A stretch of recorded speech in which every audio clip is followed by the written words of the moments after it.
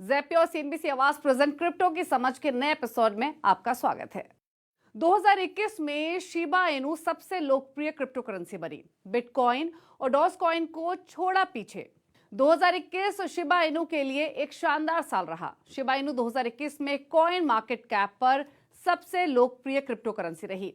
इसी के साथ ही इस मीम कॉइन ने इस साल नए माइलस्टोन सेट किए हैं। वहीं डॉज किलर 2021 में popular price tracking platform coin market cap पर सबसे अधिक देखी जाने वाली क्रिप्टो करेंसी के रूप में उभरा।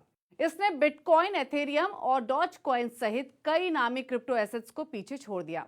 कॉइन मार्केट कैप के अनुसार शिबा इनू को पिछले 12 महीनों में 188 मिलियन से अधिक बार देखा गया है, जो इस साल बिटकॉइन के 145 मिलियन व्यूज से लगभग 43 मिलियन ज्यादा है।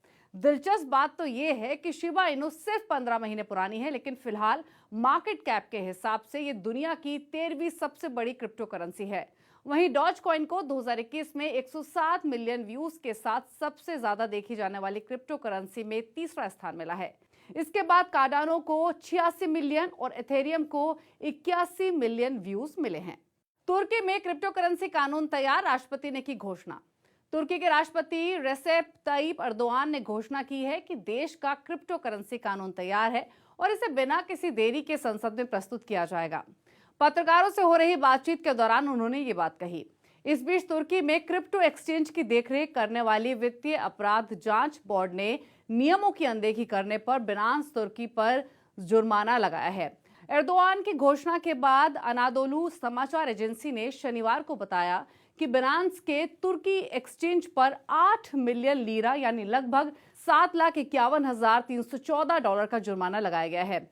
इसके बाद बिनांस टर्की ने एक बयान जारी कर जोर दिया है कि वो रेगुलेटरी और सुपरविजरी अथॉरिटीज को पूरा सहयोग करता है और उनसे संचार के रास्ते भी खुले रखता है। बिनांस तुर्की ने यह भी कहा है कि वो एक सस्टेनेबल, हेल्दी और सेफ इकोसिस्टम बनाने का भी प्रयास करता है।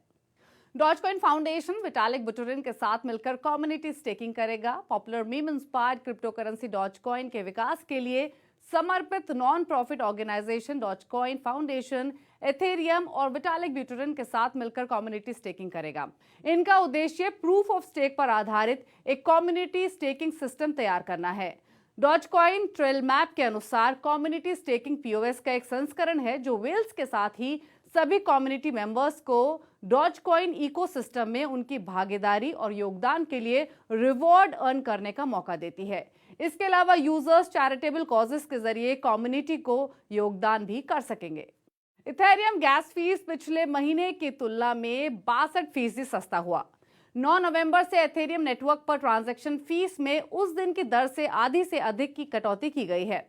उस समय एथेरियम को मूव करने की एवरेज फीस $62.84 पर ट्रांसफर थी और तब से ये फीस 62.85% गिरकर प्रति लेन देन $23.34 हो गई है।